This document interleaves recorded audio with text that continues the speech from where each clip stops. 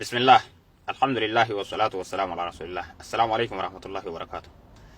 واقفتوت إلى الجسي وانغبابدو واقفتوت waaqeffannaan maali jennee gaafannaan waaqeffannaan amantiidha, aadaadha, of ta'uudha, duudhaa, eenyummaa Oromooti jedhanii nu deebisan. Waa hunda akkuma jiru dhiifnee amantiidha jennee gaafanne eeyyee amantiidha jedhan. Amantiin tun akkam yoo jetteen waaqeffannaan waaqa aanfatuudha, waan isi aanfatuudha jedhan. Waaqa kanatti achi dabarre waanni kun ka Oromoo qofaati moo ka addunyaa hundaati?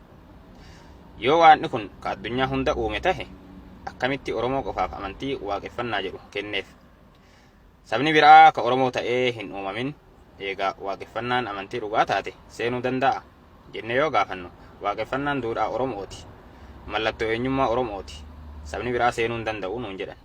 Waaqni addunyaa hunda uume Oromoo qofa filatee amantii waaqeffannaa jedhu kenneefi addunyaa biraa akkamitti gate yoo jetteen, namuu waan isa fakkaatu tolfatee tumatee ittiin jiraatuu qaba. Suni jireenya kaa amantii hoo yoo jenneen amantiin illee akkasuma.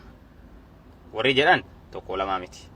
Maarree amantii harka namaatiin tolfamte hedduu dinne amantii waaqarraa ilma namaatii kennamte hordofuu jirra. Koottaa isinillee nu waliin hordofaa jennee dhaamsa dabarsinaaf waaqeffattoota.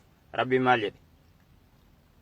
يا أيها الناس اتقوا ربكم الذي خلقكم من نفس واحدة وخلق منها زوجها وبث منهما رجالا كثيرا ونساء واتقوا الله الذي تساءلون به والأرحام إن الله كان عليكم رقيبا.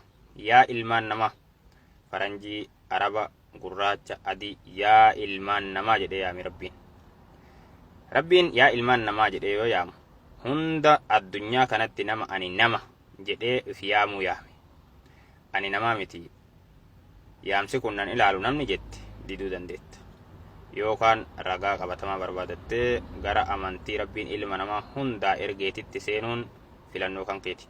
Wassalaamu alaikum warahmatullaahi wabarakaatuh.